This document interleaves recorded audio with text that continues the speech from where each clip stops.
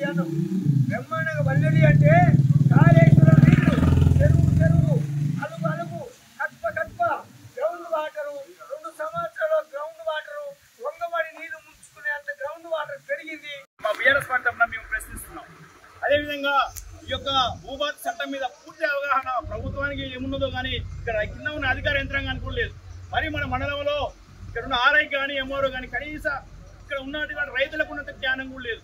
అంటే ఏ ఒకటి ప్రశ్న అడిగినా కూడా నాకు తెలియదంటారా, కలెక్టర్ అడగాలంటే లేదా ఆర్డీఓ అడగాలంటుంది. అదేవిధంగా ఈ భూభారతిని ఎట్లనన్నా పరిష్కారం అన్ని చేయాలని చెప్పి ధరణిని మార్చారు.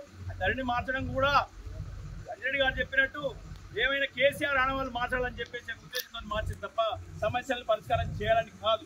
ధరణిలో వేలాది ఎకరాలు కూడా టీఆర్ఎస్ నాయకులు టీఆర్ఎస్ మంత్రులు సదస్సులు పెట్టిండ్రు, రైతులను దరఖాస్తులు అడిగినరు.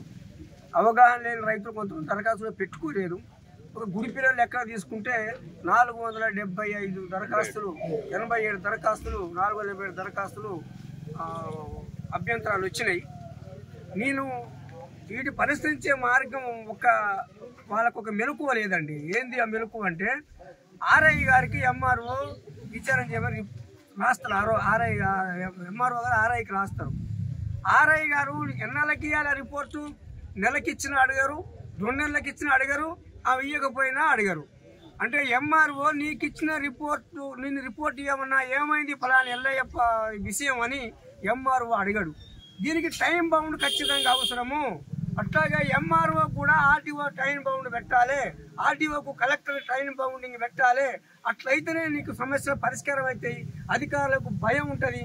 ఆ భయం లేకపోవడం వల్ల ఇక ఆర్ఐ గారు తన దగ్గర పెట్టుకుని సంఖ్య పెట్టుకుని కూర్చున్నది పరిష్కారం చేయడు. అవి ఒకవేళ ఆర్ఐ గారు పంపిణీ కూడా మీరు ఎంఆర్ఓ గారు పరిష్కరిస్తున్నారా, లేకపోతే మీకు సాధ్యం కాకపోతే అసాధ్యం అనిపిస్తే ఆర్డీఓ గారు పంపుతున్నారా, అది కూడా తెలుస్తలేదు.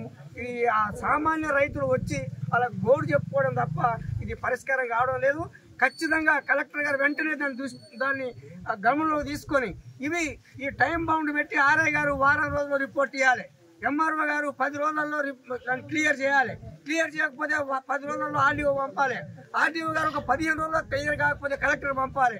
ఈ రకమైన ఒక షరతు, ఒక నియంత్రణ ఇస్తే తప్ప ఇది సమస్యల పరిష్కారం కావు. వెంటనే ప్రభుత్వం స్పందించి పేర్లు కాదు 11 పేర్లు మార్చినా ప్రాపర్లో పని చేయకపోతే సమస్య పరిష్కారం కాదు.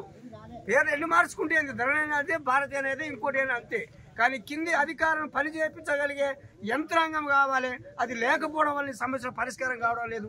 దయచేసి అటువైపు ఆలోచించి నేను మీ ద్వారా కలెక్టర్ గారికి విజ్ఞప్తి చేస్తున్నా.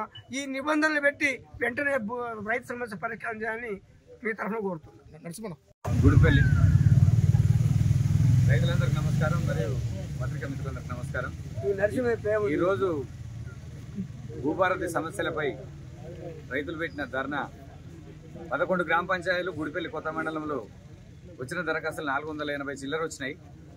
ఇళ్ళ తూతు మంత్రంగా ఏదో ధరణి బాగాలేదు భూభారతి పెట్టామన్న దానికి ఒక 20-30 మాత్రమే పరిష్కారమైన. ఆ 20-33 కూడా 20-30 ఏదైతే ఊళ్ళో పెద్ద మనుషులు అనేటోళ్ళు కూర్చొని పరిష్కారం చేసేయి రాతపూర్వకంగా అయినాయి తప్ప 20-30 కూడా అదేదో అధికార పార్టీకి సంబంధించిన వాళ్ళై మేజర్ ప్రాబ్లం లేనివి అయినాయి. మరీ ముఖ్యంగా ఈ కొత్త మండలానికి వచ్చిన తహసీల్దార్ గారు ఎక్కడ చేసిరో ఏం చేసిరో తెలియదు. వారికి కూడా పూర్తి అవగాహన లేదు. ఏదైనా జటిలమైన సమస్య, పెద్ద సమస్యని భూభారతికి ధరణిలో ఉన్నప్పుడు కాలేదు, భూభారతిలో ఉన్నదని తీసుకపోతే ఆర్డీఓ గారిని అడగండి, కలెక్టర్ గారిని అడగండి, జాయింట్ కలెక్టర్ కాడికి పోండి. డిస్ట్రిక్ట్ హెడ్ క్వార్టర్ సోమవారం నాడు అక్కడ కలెక్టర్కి అర్జీ పెట్టుకోరని చెప్పే కాడికే ఉన్నది. కానీ ఏ మాత్రం పరిష్కారం కాలేదు. ఆగస్టు 15వ తారీఖు గవర్నమెంట్ డెడ్ లైన్ పెట్టింది. అప్పటి వరకు అయితే అని రైతులు ఆశించారు. దరఖాస్తు ఇవ్వడం, దరఖాస్తు తీసుకోవడం, దానికి ఒక రసీదు ఇవ్వడం తప్ప ఇప్పటి వరకు పరిష్కారం ఆర్ఐ గారు చేయలేదు, తహసీల్దార్ గారు చేయలేదు. ఆర్డీఓ గారి కాడికి నల్లగొండకు పోయి కలెక్టర్ గారికి దరఖాస్తు పెట్టుకోవడం సరిపోతుంది.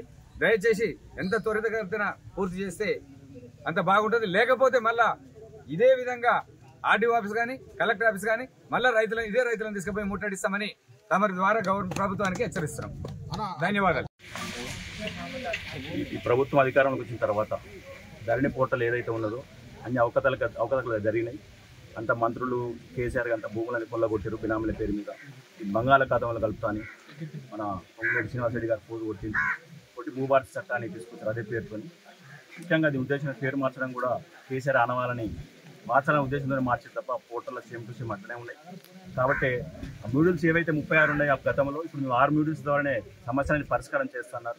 6 మ్యూడిల్స్లలో ఈరోజు రెవెన్యూ సర్వీస్ పెట్టి గ్రామాలలో వచ్చి దరఖాస్తులు తీసుకున్నారు. ఆగస్టు 15 టార్గెట్ పెట్టుకున్నారు ప్రభుత్వం. ఆగస్టు 15 వరకల్లా మీరు గ్రామాల నుంచి వచ్చిన రెవెన్యూ సర్వీస్లో వచ్చిన దరఖాస్తులు మొత్తం పరిష్కారం చేయాలని ప్రభుత్వం నిర్ణయించింది. కానీ కింది స్థాయికి ఇక్కడ ఎంఆర్ఓ ఆఫీస్కి వచ్చేసరికి వాళ్ళకి ఏం అధికారాలు ఉన్నాయో తెలియదు. కానీ చట్టం ప్రకారంగా వాళ్ళొక్క పని కూడా చేయలేకపోతున్నారు. అంటే ఓటర్లు కూడా ఇంతవరకు అధికారులకు కానీ పై అధికారులకు కానీ ఎలాంటి అవగాహన లేదు.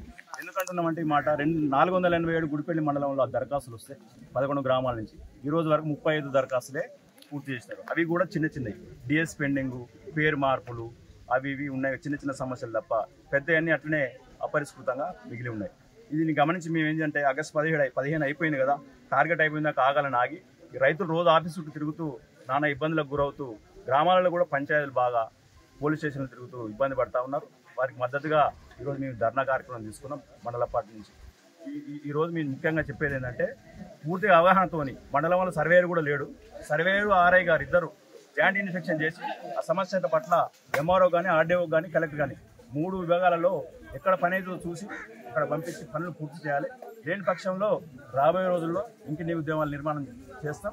అదేవిధంగా పిఏపల్లి మండలంలో కూడా 541 దరఖాస్తులు వస్తే 40 పూర్తయినాయి. ఆడ కూడా 501 అపరిశుభ్రంగా ఉన్నాయి. కాబట్టి రేపు శుక్రవారం రోజు కూడా అక్కడ పిఏపల్లి మండలం కూడా ఇదే విధంగా కార్యక్రమాలు తీసుకుంటాం. ఇది తెలంగాణ రాష్ట్రంలో ఇదే ప్రారంభం భూభారతి మీద మేము ధర్నా చేయడం. కాబట్టి రాబోయే రోజుల్లో ముఖ్యంగా అధికారులు కూడా ఇట్లా ఉన్నారంటే ఇక్కడ ఎంఆర్ఓ గారు ఆర్ఐ గారు ఇక్కడ రైతులు అంటే వాళ్ళకు ఒక అలసట ఉంది, చులకనగా చూస్తూ మరీ ఆ దరఖాస్తు మరీ ఇప్పుడు రైతు రెవెన్యూ సర్వీస్లో దరఖాస్తు ఇచ్చారు, ఆ నోటీస్ ఇచ్చినాక మళ్ళీ దరఖాస్తు ఇచ్చారు. అంటే మనకు వాళ్ళకు ఉన్నటువంటి డాక్యుమెంట్స్ ఏవైతే ఉన్నాయో అన్ని జిరాక్స్ ఇస్తూ ఉన్నారు. ఎప్పుడు వచ్చిన ఎన్నిసార్లు జిరాక్స్ ఇచ్చుకుంటూ వాళ్ళు చెప్తా ఉన్నారు కానీ సమస్య పరిష్కారం అయితే లేదు. కాబట్టి మేము ముఖ్యంగా ఎంఆర్ఓని డిమాండ్ చేసేది ఏంటంటే మీకు పూర్తి అవగాహనతోని మండల సర్వే తీసుకొని గ్రామాల క్షేత్రస్థాయిలో భూముల మీద సైడ్ మీద మోకా మీదకి పోతేనే సమస్యలు పరిష్కారం అయితే తప్ప ఈ విధంగా ఈ సీట్లలో కూర్చొని వాళ్ళని రమ్మని రైతులను ఇక్కడక్కడ తిప్పితే మాత్రం సమస్యలు పరిష్కారం కావు. ఎందుకంటే ఇది గ్రౌండ్ లెవెల్లో మనం చూస్తూ ఉన్నాం. ఇప్పుడు వాళ్ళు 4 నెలలు చూస్తూ ఉన్నారు కాబట్టి వాళ్ళకి ఇంకా అవగాహన వస్తలేదు. ముఖ్యంగా ఇంకోటి ఏంటంటే వీఆర్ఏ వ్యవస్థ తీసుకొచ్చి గ్రామాల్లో వీఆర్ఓలను పెడతాం, లైసెన్స్ సర్వేలను పెడతామన్నారు. ఆ 2 లేకుండా భూభారతి చట్టం స్టార్ట్ చేసినారు. అంటే అపరిశుభ్రంగా ఉన్న ఇంకా ఎక్కువ పెండింగ్ అయిపోతుంది కదా. మీరు పెడతాన్న 2 ఉద్యోగాలు ఏవైతున్నాయో సర్వేయర్లు వీఆర్ఓలు కలిసి గ్రామాలలో ఉంటేనే పరిష్కారం అవుతాయి. వాళ్ళు లేనప్పుడు మీరు ఉన్న ఆర్ఐ ఒక్కడే ఉన్నాడు, ఆయన తిరగలేడు, సర్వేయర్ లేదు, 3 మండలాలకు ఒకటే సర్వేయరు. కాబట్టి పనులు ఎక్కడికక్కడ పెండింగ్ పడి ఉన్నాయి. కాబట్టి రాబోయే రోజుల్లో ఇట్లా ఇదే విధంగా పెండింగ్ ఉంటే మాత్రం మీ పార్టీ తీవ్రంగా నిరసన కాదు రిలే నిరాదీక్ష కూడా చేపడతామని డిమాండ్ చేస్తూ ఈ అధికారాన్ని మరియు ప్రభుత్వాన్ని కూడా హెచ్చరిస్తా ఉన్నామని తెలియజేస్తాం. ముఖ్యంగా ఇది ఒక సమస్య ఉంది.